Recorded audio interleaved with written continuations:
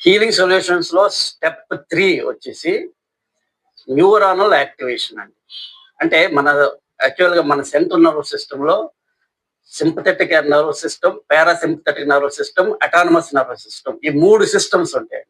Sympathetic nervous system is always మనల్ని wake up చేసి మనం ఒక పనిని ఎగ్జిక్యూట్ చేయడం కోసం వచ్చే ఎనర్జీ మొత్తాన్ని ఇచ్చేది sympathetic nervous system. And parasympathetic nervous system అంటే మన సింపథెటిక్ నర్వస్ సిస్టమ్ లో ఏ అయితే న్యూరో ట్రాన్స్మిటర్స్ కానీ లేకపోతే ఈ ఎంజైమ్స్ కానీ ఇవి రిలీజ్ అవుతున్నాయో వాటిని న్యూట్రల్ చేసుకుని ఒక బ్యాలెన్స్ చేసే సిస్టమ్ వచ్చేసి పారాసింపథెటిక్ నర్వస్ సిస్టమ్.